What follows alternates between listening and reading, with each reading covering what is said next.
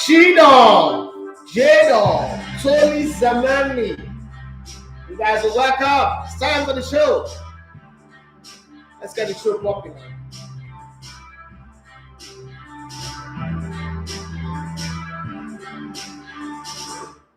Let's crank it up a bit, okay?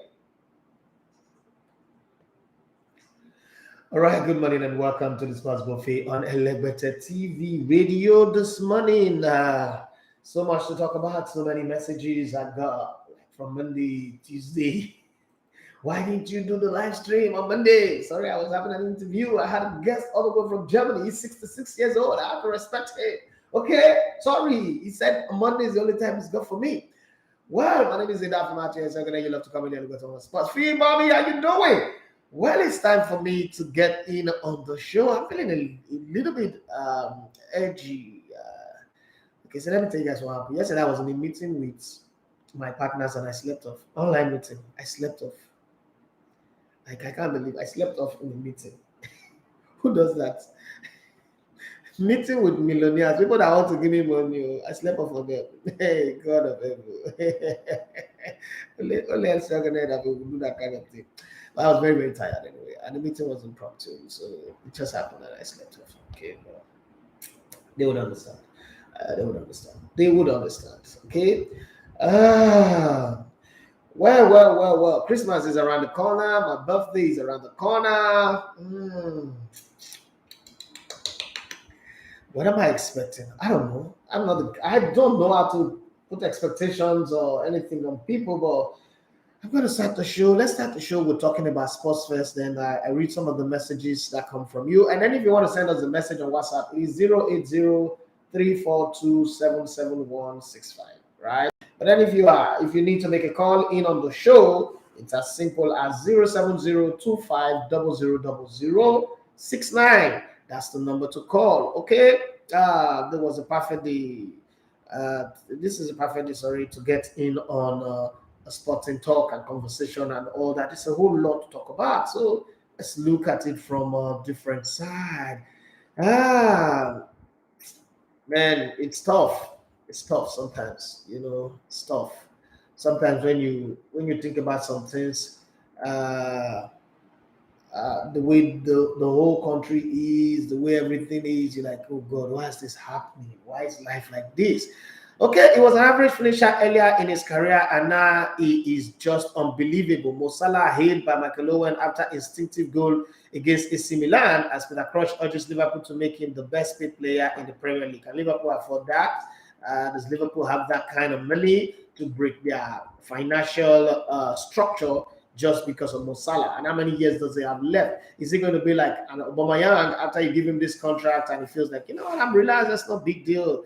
That's nothing I've got nothing to prove anymore. And then he relaxes. Is that what's going to happen? I don't know. I'm just saying.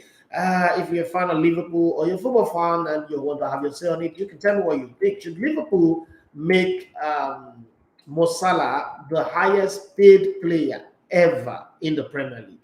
Is that something worth doing? Mercedes end controversial $4 million a year sponsorship deal with Greenfield Fan. Yes, and they don't want to sponsor them anymore. We don't want that sponsorship anymore. Please move away. You guys have scandal all around you, and we don't want that. Beautiful, like Baresi. Nat Philip is compared to the legendary former AC Milan captain by Rio Ferdinand after the Liverpool defender's incredible turn inside his own penalty area against Zlatan and Frankese in San Siro. Well, let's be very honest. That defending was world class. Let's give credit to the player. For a young player like that to do such a thing in his own 18-yard balls in the penalty area, damn, that's incredible. But would any coach advise that to be done? Like, would that be a regular thing you want to see your player doing in the 18-yard balls? I don't know, but hey, who am I to decide for anybody? But Liverpool kept their 100% record in the Champions League. Man City lost to RB Leipzig in the dead rubber game. Well, it wasn't important, but they could have still just won that game and given themselves a lift, because right now they lost 2 games in the group stage of the UEFA Champions League, one to Paris Saint-Germain and one to RB Leipzig. I don't think it's so good. But yesterday, one of the common denominator yesterday was the amount of red cards that was given. Okay, 5 red cards in games that were played yesterday. Inter Milan still can't find the number of Real Madrid no matter what they do. So it was Shakhtar Donetsk 1, Sheriff Tiraspol 1, and then Inter Milan picking up a red card at in Madrid, lost 2-0 to Real Madrid. Atletico de Madrid, even though they picked up a red card, they still won away from home 3-1. Well, it was to the two teams that picked red cards, so it was okay. Borussia Dortmund were in the form of their life. Plus the red card to Besiktas, they won 5-0. Ajax can't stop winning. And Sebastian Heller can't stop scoring. 10 goals already. Okay, it was Ajax 4. Sporting 2, Liverpool went away to AC Milan and San Siro and won 2-1. Liverpool and AC Milan have their own history. Manchester City, like I said before, Manchester City or Pep Guardiola's team hardly wins when they get one man down. If you check the history, Pep Guardiola's team is structured in such a way that the whole component must be complete for them to win. They are not a grind result kind of team. Once one player is out of Pep Guardiola's team, they are off shape, of balance. They can't defend anymore. They can't coordinate themselves. The movement, everything is loop-sided. That's something that Pep Guardiola, well, I can't say he needs to change it because Pep Guardiola has been a great coach all through his career. This is not the time to change. Paris Saint-Germain won 4-2. Messi on the double, just as Mbappe was on the doubles. Youngest player to score 30 goals in the UEFA Champions League. That's a good one for him. Messi can't seem to score in the French Ligue 1, but then seem to find his way to scoring goals in the Champions League. But then there are a lot of other players that are scoring goals ahead of Messi now that you can't say it is Messi's Champions League anymore because there are players who see the game more than Messi. But either ways, it's good to see that. I mean, he's scoring again. But let's move to some of the rumors, the transfer stories, the gist that are going on everywhere in the world of sports. So let's start with Liverpool. Liverpool are leading the race to sign 18-year-old England midfielder Jude Bellingham from Borussia Dortmund next summer. He's already getting into trouble with his running mouth, talking about the referee that discussed scandal. Well, that match, that 3-2 Borussia Dortmund Bayern Munich game was something. So, tempers fly. They were investigating him, but I don't know how that would end. Real Madrid are favourite to sign Germany defender Antonio Rudiger, 28, who is getting closer to leaving Chelsea as a free agent at the end of the season. Premier League rivals Manchester United and Tottenham have also expressed interest in him. Well, I hope this one doesn't end like Gallas anymore. Manchester United and Liverpool face competition from Atletico Madrid for 18-year-old American striker Ricardo Pepi. Liverpool manager Jurgen Klopp says Mohamed Salah's situation is completely normal as the club seek to finalize new contract with the 29-year-old Egypt forward. Well, the kind of money that they're calling anyway, I don't know. It might come back to bite them in the tail. Liverpool are interested in 28-year-old Juventus and Argentine forward Paulo Dybala, whose contract expires at the end of the season. Barcelona have contacted Chelsea over possible deals for Moroccan midfielder Hakim Ziyech, who's 28. I'm always wondering this guy's age anyway.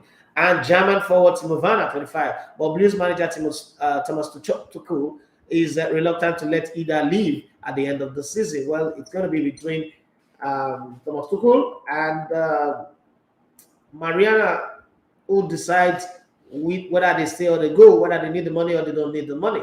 Barcelona hope a compromise can be reached with Manchester City to allow them to sign Spain forward Ferran Torres for 38 million.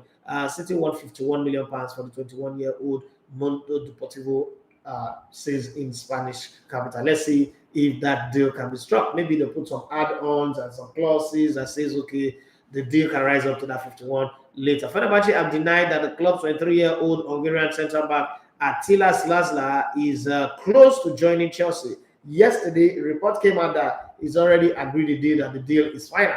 Fenerbahce is coming out now to say, no, that deal is not true. Ajax are considering a move for Manchester United English goalkeeper Dean Henderson, 24, on loan in January. Ajax are also interested in signing 24-year-old Dutch winger Steven Bergwijn from Tottenham Hotspur, as Tottenham are no longer using him properly. Remember, that was one of Mourinho's signing in his days at Tottenham Hotspur. Okay, Leeds 24-year-old Portugal midfielder Renato Sanchez is open to a move to Arsenal, but the Gunners may face competition from AC Milan and some other clubs. Arsenal manager Mikel Arteta will target a forward in the January transfer window as Arsenal does not have a striker. What they have are just players who are fooling around there, pretending to be strikers. They don't have a striker. That includes American Moran. Ivory Coast winger Nicolas Pepe, 26, is frustrated with his lack of playing. Shut up! With his lack of playing time at Arsenal and would assess his option in January. No club wants to sign you. No, what about our option you are accessing?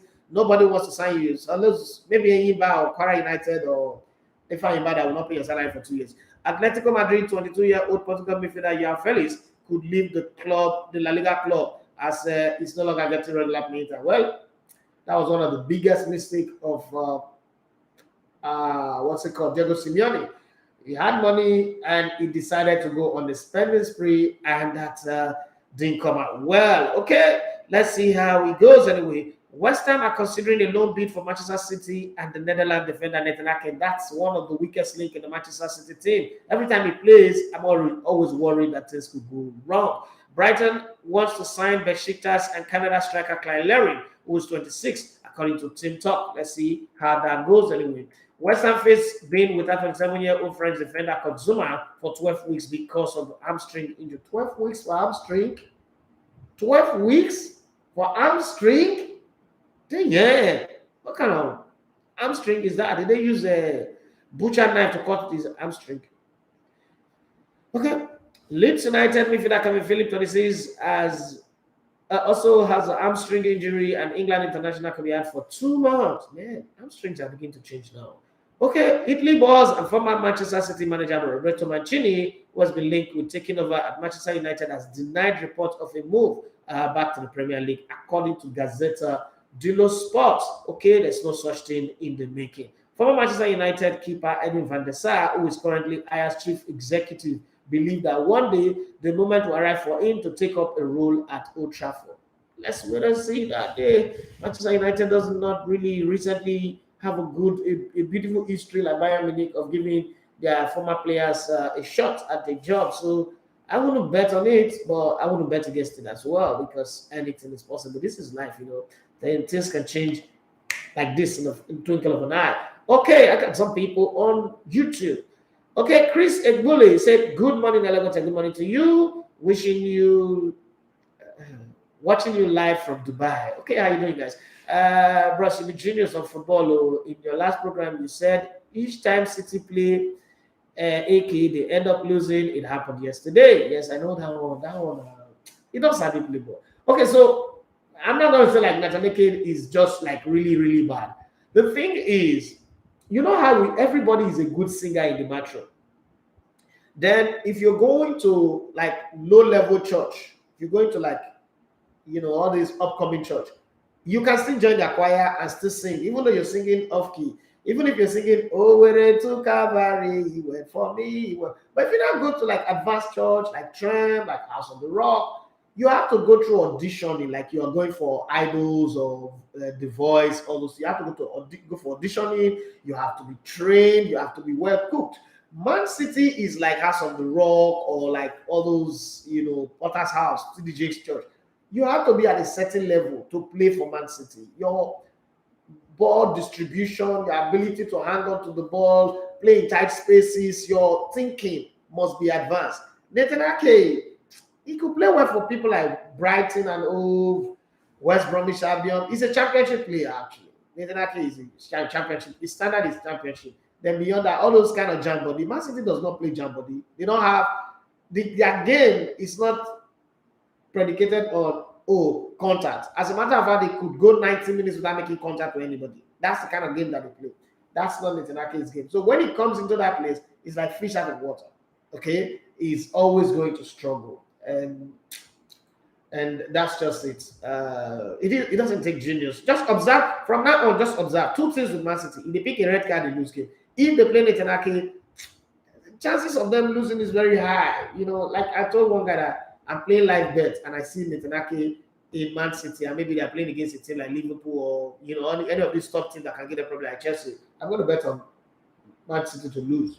I mean, with a very big money, because I know that is very easy to see. So it's something to always look at for when you're doing your permutation. But then let's get past that and go through. Okay, so somebody sent me a message. Let me read it. Hi, Idafe, my name is Bamidele. Wow, it's been a while. I've not heard that name of Bamidele. Bamidele, Oyo. That's all green up. This is one more called Bamidele. Okay. Bamidele, Oyo. Okay, my name is Bamidele. Sorry, bros. Sorry. My name is Bamidele. I want to know from you, you might not like this, but I want to know, how do you manage to sail on even when you look at your YouTube numbers and they are not hitting the kind of numbers that comedians and skit makers are hitting? How do I answer this question? Okay, so we do this, we do videos, and we believe that somewhere in all of these, the numbers are going to go up, right? But I'm not so obsessed with the numbers that I forget that I'm doing a great work here, right? That I'm pushing myself beyond everything that I know, that I'm stretching myself. Like, this is a stress test for me, setting up this online radio and the TV. First off, the expert in the industry already told me that it's not going to work. That Nigerians are not cut out for this type of thing. It's not going to work. So I'm entering an industry that already know, people already tell me that nothing, it's not going to work. So I'm stretching myself beyond that. Another thing again is, I've never had this sense of entitlement thinking that people owe me one thing or the other.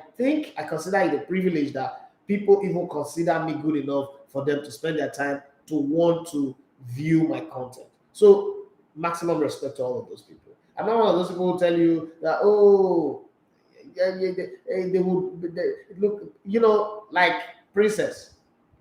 They're not sharing my content. They're not. No. You don't owe me. It's your data, it's your time, it's your resources. If you consider what I do good enough for your time, I appreciate it. So another thing you need to know is that I am passionate about this. Like, this is what I would love to do. I mean, I did it for years for somebody else for free, but I've been paid for years. So I could do it for myself for as long as I get. And I get a concern. I get a concern of everybody. There are more people who even ask me this question off air than on air. You're bold enough, Bamidele, to ask this question. The thing is, I get people asking me this. Oh, so you keep doing this to have to feed your family. The thing is, look at it from this angle, that since 2017, I've been doing this.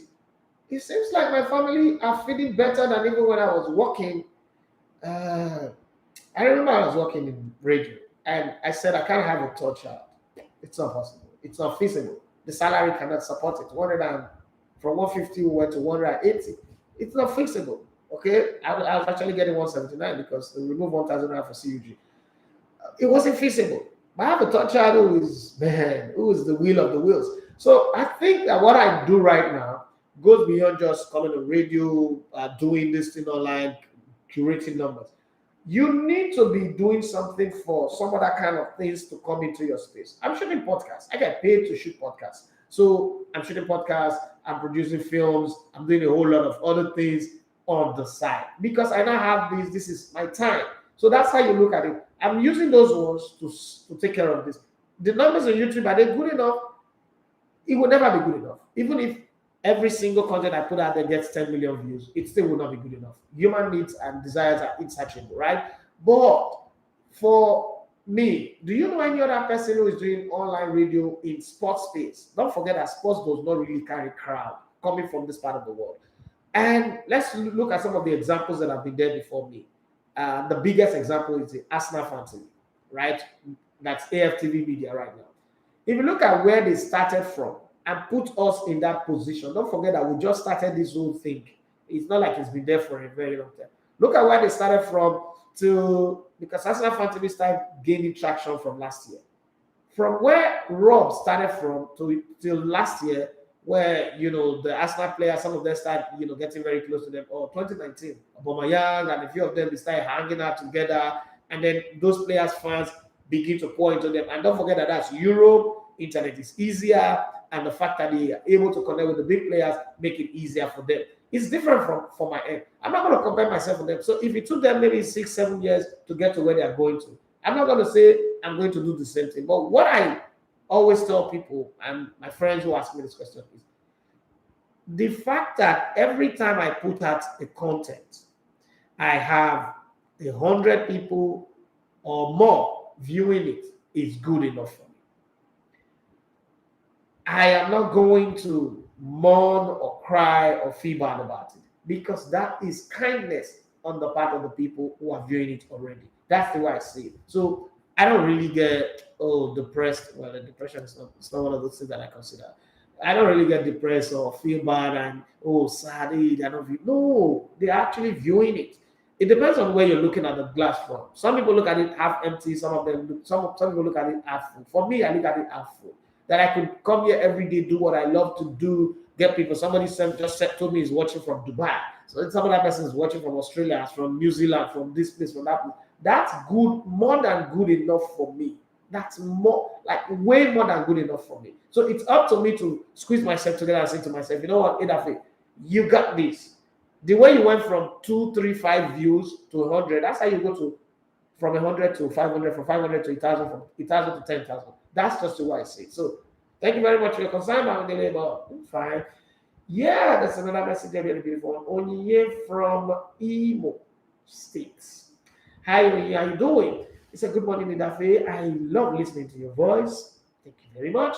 And I love the way you play on the microphone. You make it feel like sports is not really that serious. But back in the day, you were really, really such a serious person. I used to listen to you because I was in Lagos. But then, when I stumbled on your online radio and the app that came out, I started listening to you. And you make sports kind of like very easy. It feels like I'm having a conversation with someone. How did you transform from that hard man to this guy? Okay, so it's different. Like it's different markets and different shops. Okay, so when I was in Brilla, it's in Brilla. If you look at Brilla very well, the morning shift is a very serious shift. That's why we don't do joke, we don't crack joke, we don't play.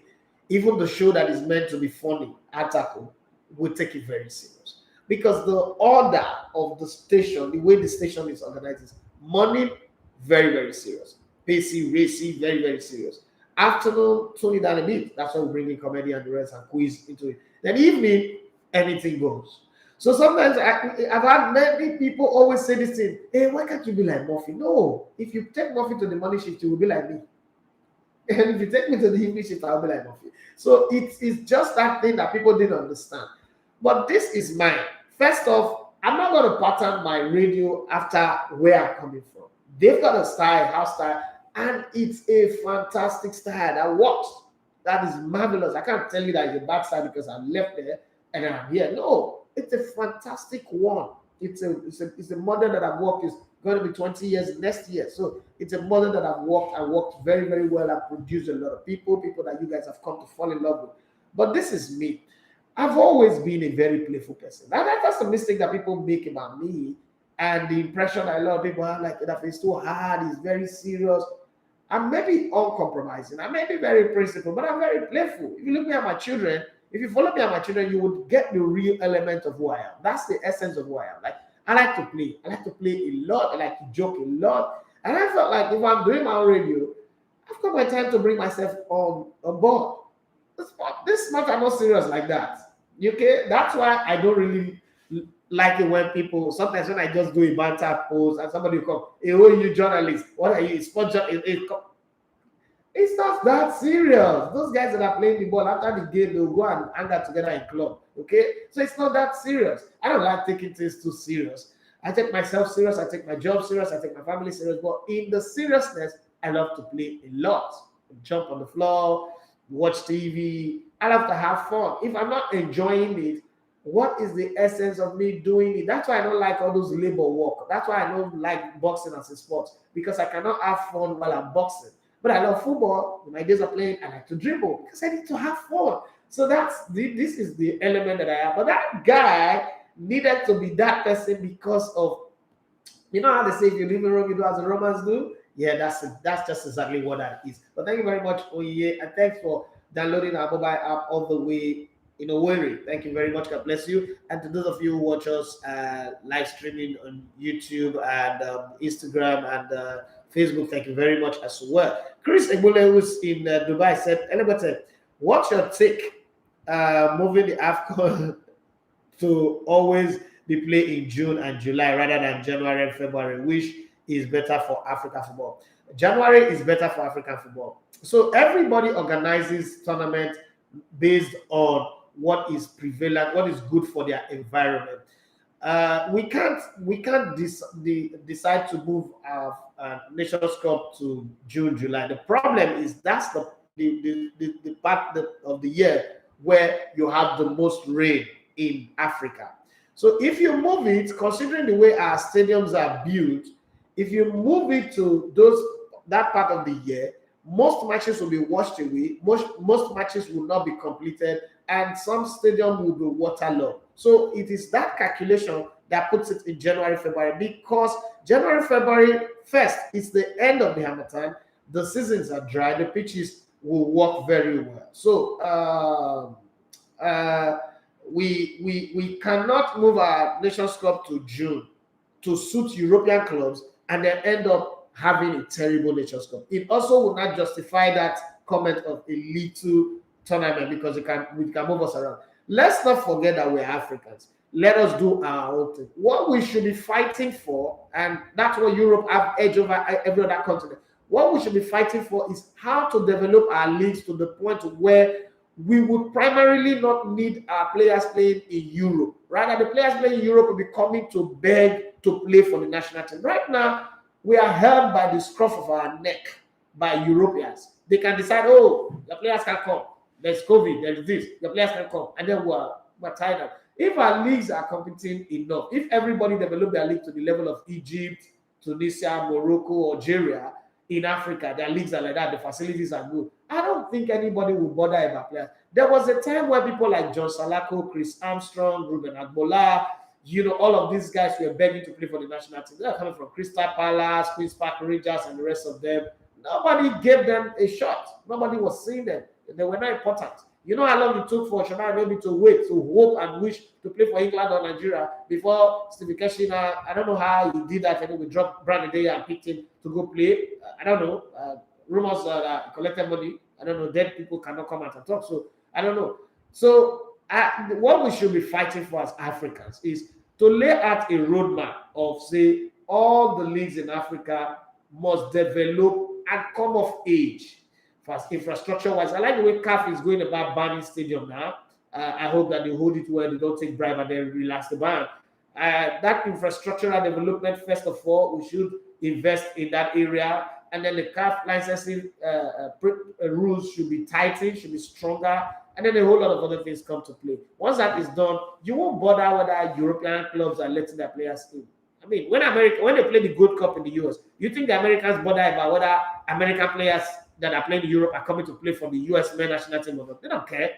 If you don't come and you lose, okay, you are going to be tagged as unpatriotic. They don't care. So it's the same thing. And they don't wait to play. The Gold Cup is played around February. They don't wait and say, oh, if you don't come, our Nations Cup, we want to postpone them. We hear that your club said that the Gold Cup is a small tournament. No, they don't cry over that. They have their own thing.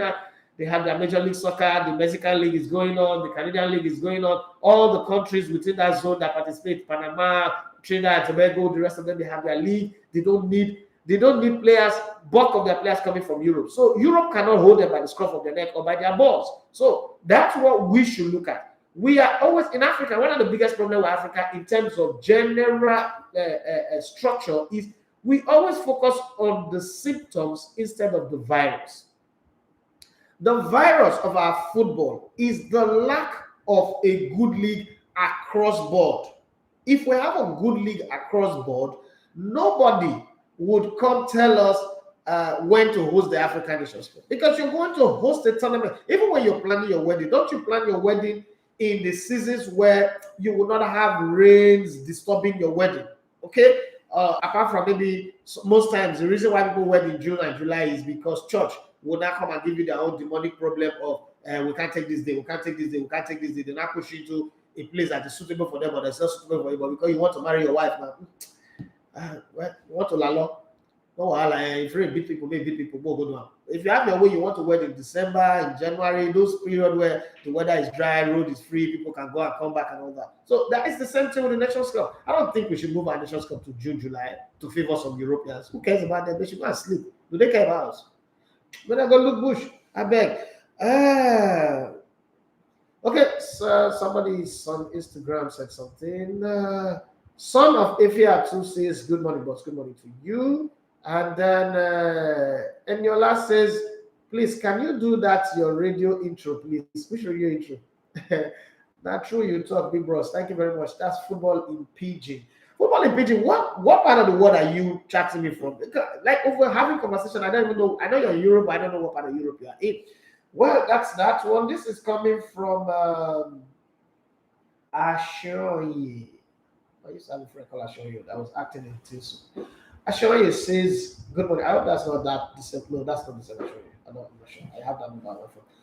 Ashoye says, my name is Ashoye. Good morning in that way. How are you doing? I saw the letter that the SMS that your daughter wrote to you, the conversation between you and your daughter. I love the relationship between your daughter. And you said she's 7 years old. That is beautiful. My children of these days are all smart. It's not has nothing to do with parents. It has nothing to do with parents. I think God is recycling old people to come back and live life again because they come very, very smart. Okay. How do you manage to balance family, work, traveling, and everything? How do you manage to balance it?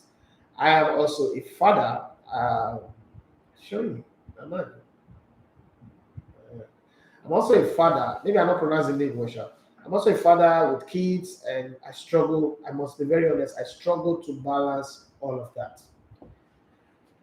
Okay, so for me, my family values are born out of what I suffered growing up. I'm not going to lie to you guys. I'm not going to come here and pretend that, oh, yes, this.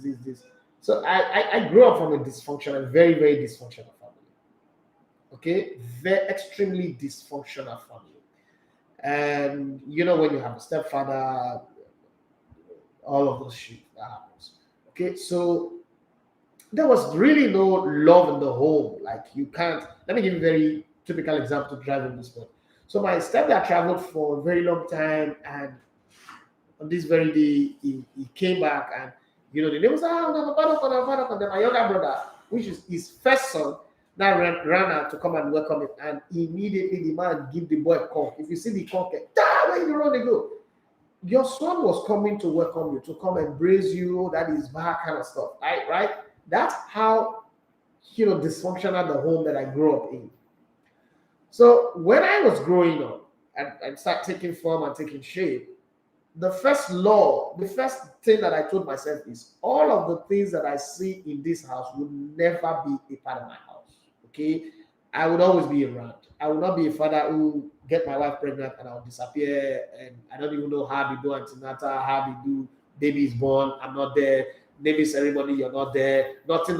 You just come back and oh, I became this. That kind of thing. I'm not going to be that way. So I was always going to decide what job I take, how I take, what kind of job I do, and how far away from my children I can be, how long I can be away from my children.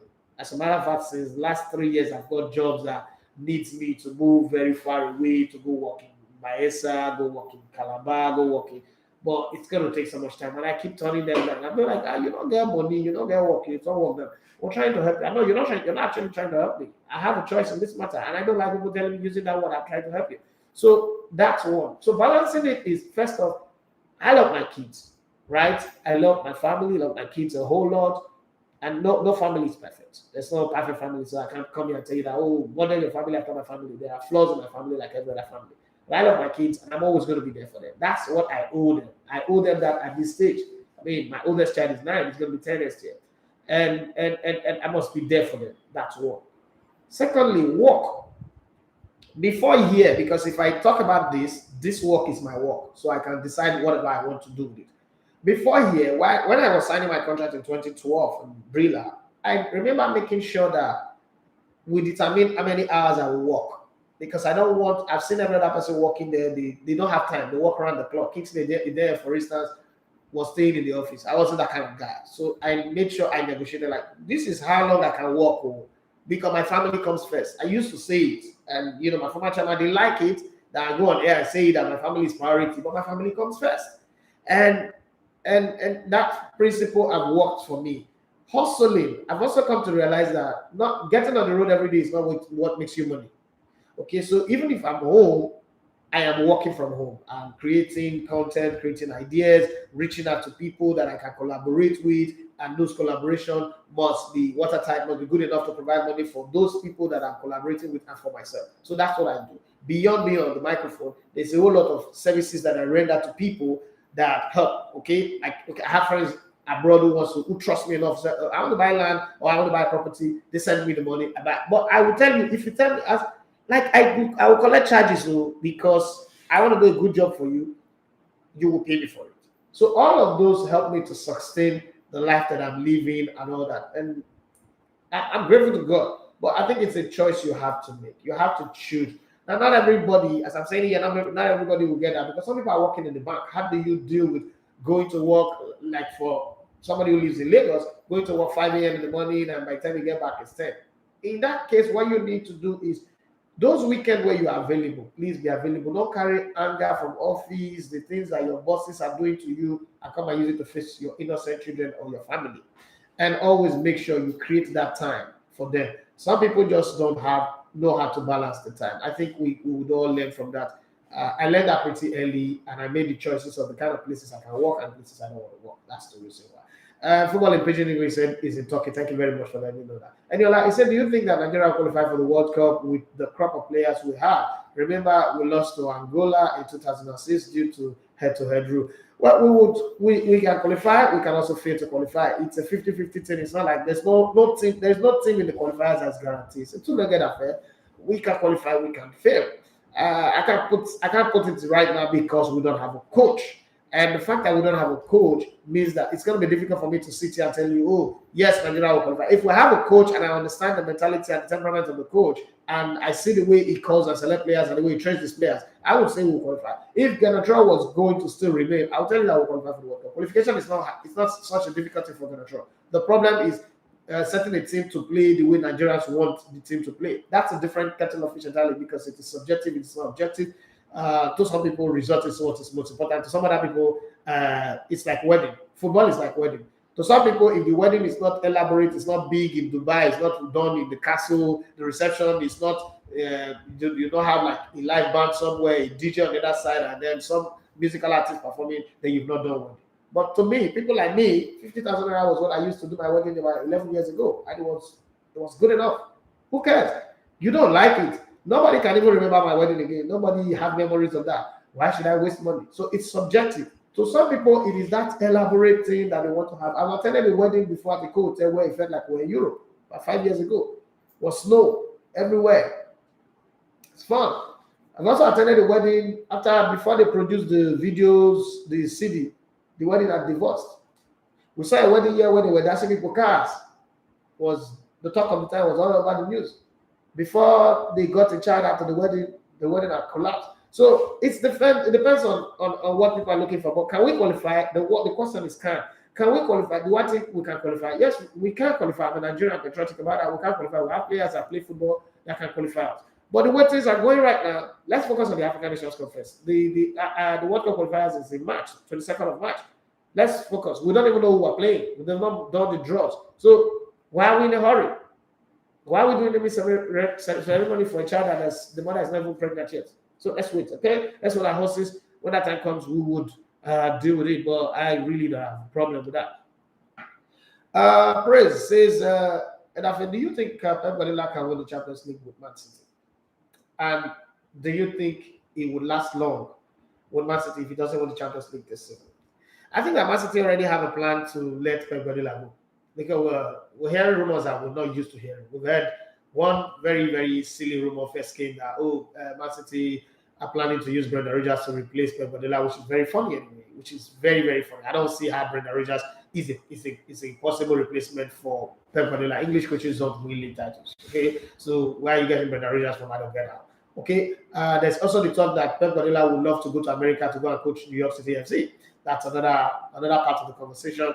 And I do know from reading stories about Pep Guardiola likes America. Like he kind of like see the American way of life as a way of life that he loves. So living in America and New York is something that he wants to do. Remember when he had that 1 year sabbatical, he went to US and he went to study under Barack Obama, according to the story.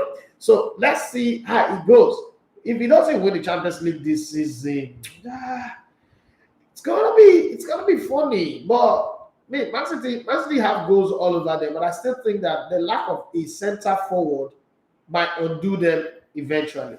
But then you can't even argue for that and be objective about it because are they scoring goals? Yes. Are they defending? I think that combination of John Stone and Ruben Dias is missing. That combination was very, very good. But then again, most times you see these things happen when one player is in form, English players most especially, is in form right now and don't continue the form. That's why I've got mad respect for people like Ryan Giggs or Scholes. Say whatever you want to say about him as an analyst, but as a football player, mad respect for him. Steven Gerrard, Frank Lampard, John Terry, Sol Campbell, quite a few English players are like that. One of the top of my David Beckham, and then one of the top of my list that I'll never forget, the black white man, the only black man that doesn't really like black people, Police, the racist black man. Yeah, Police.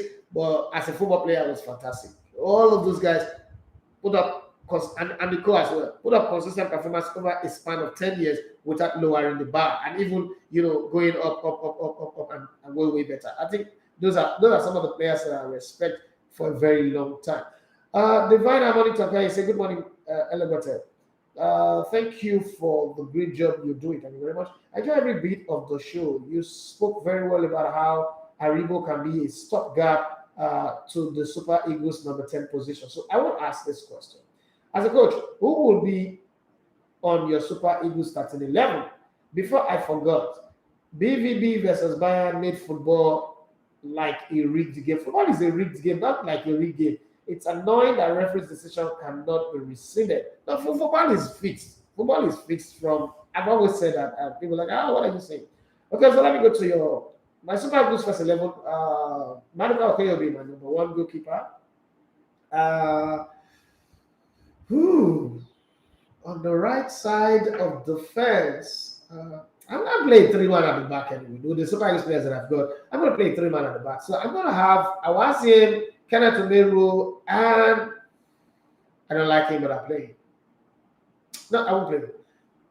I'll play Kevin Akpoguma, Kenneth Omeru, and Chidozie Awasim at the back. I don't like Leon Balogun and Trostekov. I don't think they're good enough to even play in reserve Super Eagles. Not talk about playing for the Super Eagles. The Super Eagles have some of the weakest players. So when people keep talking about us having world-class players, I always laugh. We don't have a team. We don't have a group of players that are good.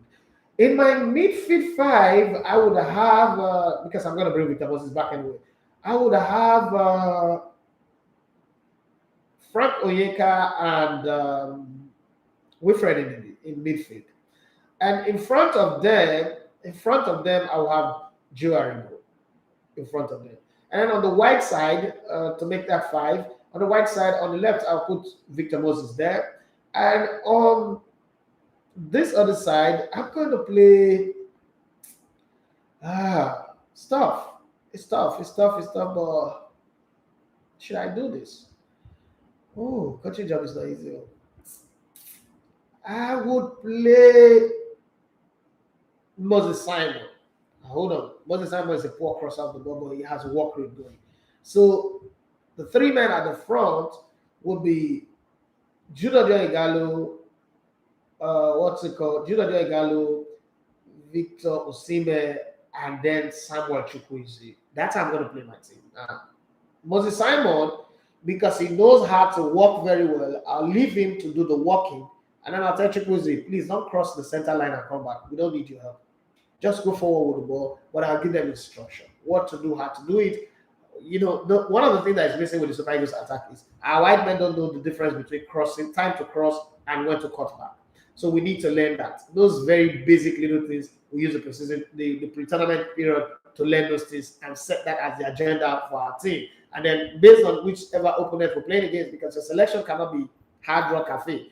It has to be, if you're playing this opponent, you tweak your team, you change your team based on this one, and then you change your team based on that one, and then you look at some stable players. But some stable players will always be there. People like Wilfred Ndidi, Franco Yeka, Joe Aribo, who are the core of the team, and then the defenders, and Maduka Okoye as a goalkeeper, Victor Osimhen up front, and maybe any other person that they are pairing with.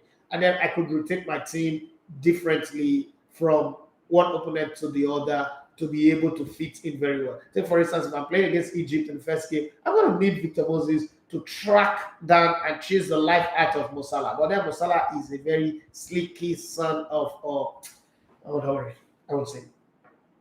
But then he doesn't play that well for Egypt anyway. So that's another thing that will give me confidence.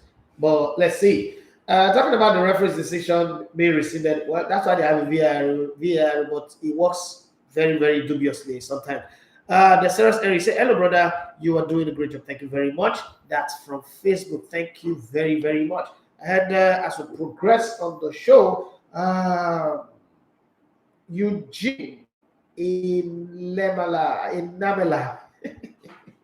Is that a beginning? I don't know. Oh, I mean, he said, good morning, Rafi. Good morning to you, bro. How you doing? I like the way you're having fun. It's obvious that you're having fun on your show. Thank you very much, boss. I want to know, should Arsenal fire Arteta and bring in a new coach, or they should go to the transfer market and get in the players that they need? Well, Arteta is becoming a victim of his own self because he's really got the players that he needs.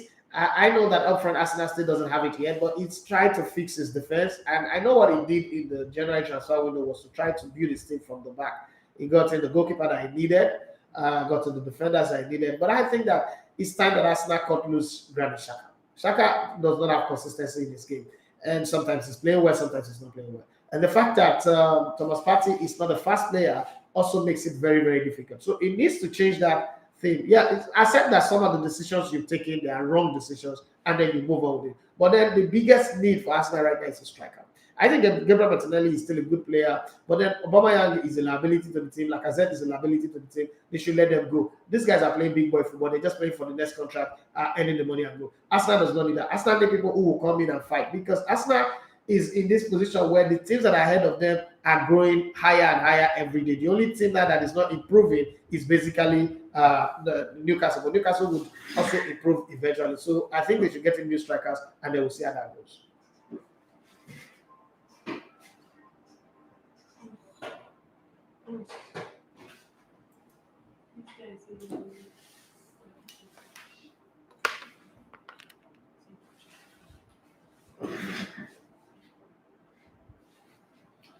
All right, so I needed to go for that little break. Okay, and your last who do you think should replace the injured Victor Osimhen for AFCON? Emmanuel Dennis, Tyrone Only, the two of them. I'll take the two of them.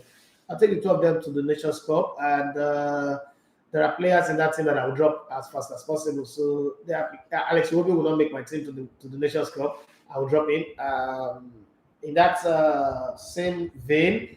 I might also drop Ahmed Musa. So Emmanuel Dennis and Taiwo Awoniyi should go to the Nations Cup together, because Emmanuel Dennis, first off, he runs very well with the ball, and he have a good hold of the ball and perfect control of the ball. So that's a player that I'll need in my team. Then beyond that one, Awoniyi is a good scorer.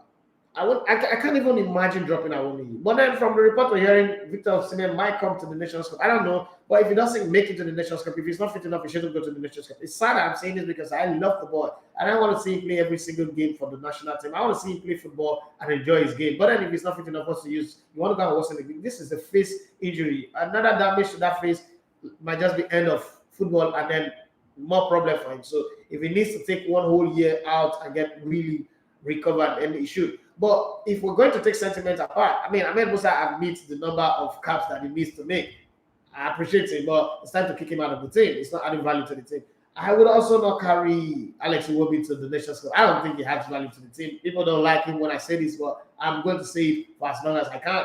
I mean, it doesn't add value to the team. 50 caps on the national team. I can't remember any championship or any tournament, any qualifiers that was won because Alex Iwobi was the Trojan horse. He was the guy that was walking back and front, was creating chances, that was scoring goals or doing something. No, I don't see it. So I won't even take him to Forget Premier playing in the Premier League. That's the deception that they use for us. They play in the Premier League also, and so what? It doesn't play well. So I'll take Emmanuel Dennis, I'll take Taiwan, or the two of them will be on my team. Even if I still have a Osimhen, I will still take Emmanuel Dennis and Taiwan with him in the squad. Some people are going to drop.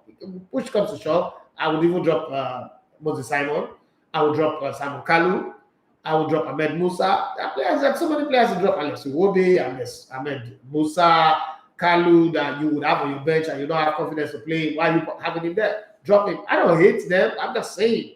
I'm just saying. Ahmed Musa doesn't add any value to the team anymore. Leave all those leadership talk that they're talking about. Ahmed Musa does not lead nothing. I've been in the same hotel with them. Ahmed Musa does not lead jack.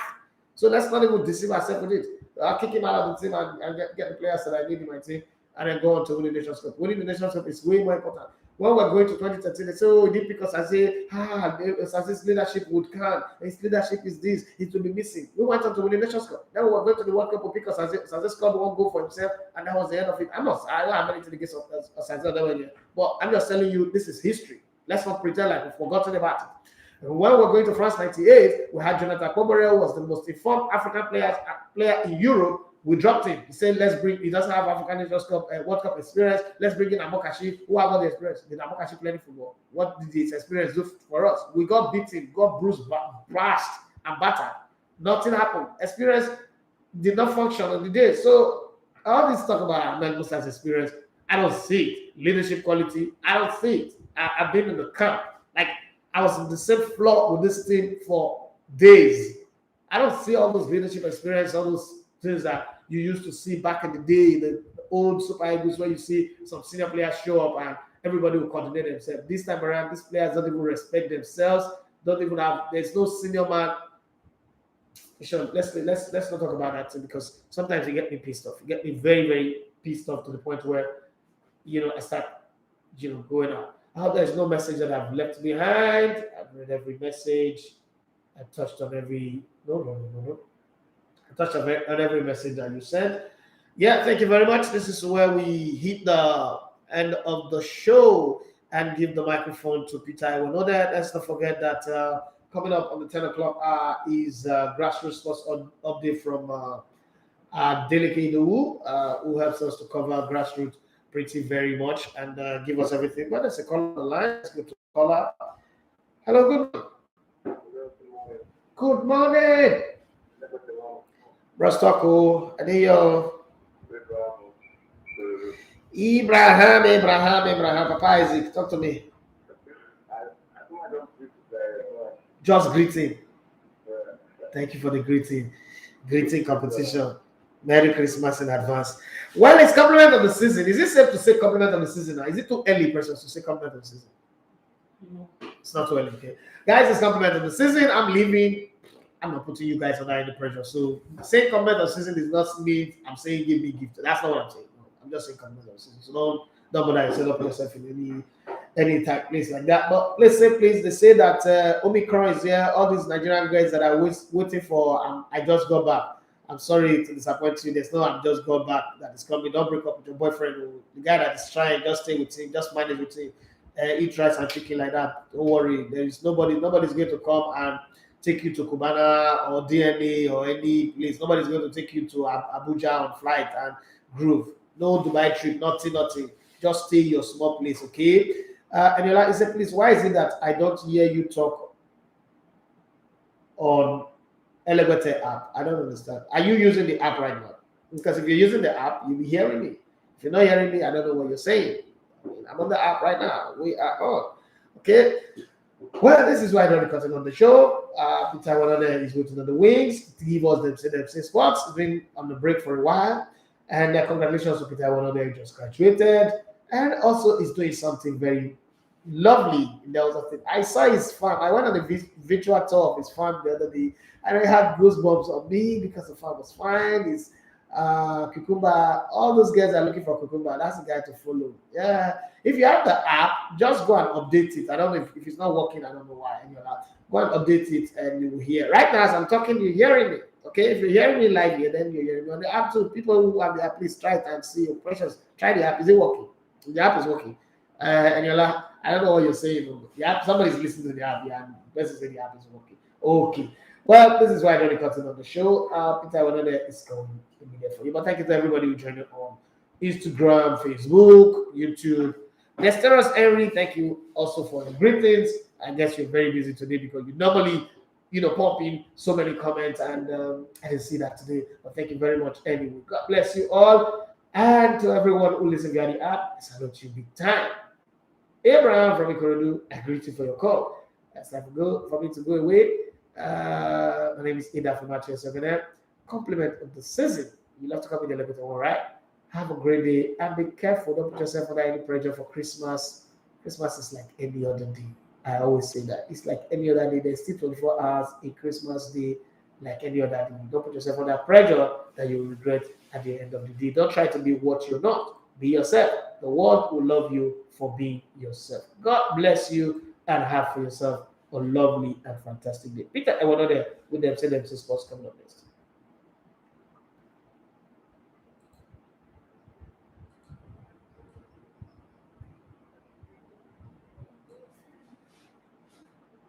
Don't know what this supposed to be. Who they are across social media. So as you know, the matter they do, they don't give the value they owe. We even cause many casala for inside the world of football. As many people don't they come and they give their take, both fans, journalists, all of them, as players, they don't come and they have no matter. They know where they have one, they got plenty. And so one of the guys, we let it copy Morgan. And he got to say, it's no offense to Messi, but he know able to say, let's not even talk to player for inside PSG. Let's know because when you be the very best on top of the world, he said, Paulo Dybala give us so. He said, now Ojoro, before you talk about so this former England